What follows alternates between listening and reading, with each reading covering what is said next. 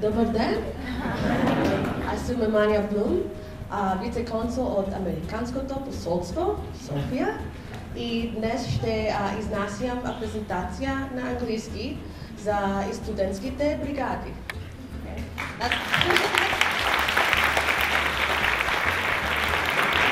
So I'm sure you're all wondering, why English? Well, English is part of the cultural exchange part of the program, summer work and travel, and it will be very important to speak English in order to be able to share your culture with other Americans in the United States.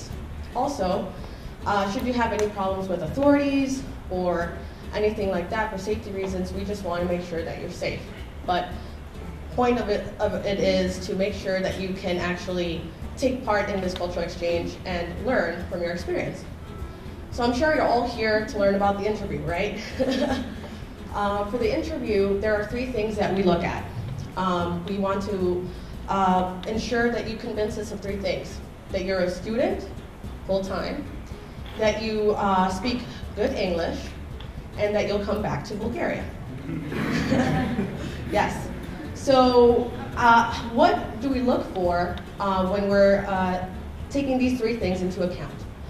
You don't have to speak excellent English, college level. That's not what we're looking for. We just want to make sure that you can express yourself and answer, basic questions. For example, we want to ensure that all of you can go on the program. So by doing so, we'll ask you questions in different ways. For example, if I say, where do you go to school? And you're like, school? College. Oh, college, yeah, okay. Or university. Sometimes you don't know a word, but it doesn't mean you don't know what the question is that's being asked. So we'll ask at least 2 or 3 times when we're asking you a question to make sure you can answer it. Another thing, please don't do this for yourself. Talk to us, share with us your plans, why you're studying what you're studying. Don't give one-word answers. If I ask you, what are you going to do in summer work and travel? Work. What are you studying? Economics. Why are you studying economics? I think it's fun. I have literally had people do this. And I'm like, so why did you enjoy it? Well, my dad does blah, blah, blah, and my mom does whatever, and so okay, so you've got an interest because you're a family, yes, and and your parents have traveled, yes, and so I want to do that too. Okay, makes total sense to me, wonderful. Guess that person won't be going on the summer work and travel program. Another thing I want to tackle is the rumors. A lot of you guys probably have heard, oh, first-year students, forget about it, you don't have enough grades, there's no way you're going to go on summer work and travel. Or last-year students, oh, you're graduating, so why would you get a visa? I just want to let you know that that's completely false. There's no age limit. There's no particular grade that we look for. You can be first year, last year, second year, even master's students. We've issued plenty of first year and last year master's students. The whole point is you have to ensure that you always can convince us that you'll come back, that you're a serious student, and that you speak good English. It always comes back to those three things. Another thing, when I mean serious student, what do I mean? Doesn't mean you have to get all 6s. We know that sometimes certain courses can be really hard, and if you just explain, yeah, I had a little bit of trouble with that advanced math. I'm trying to do marketing here, just trying to, had to take the course. That's totally fine. We understand things happen.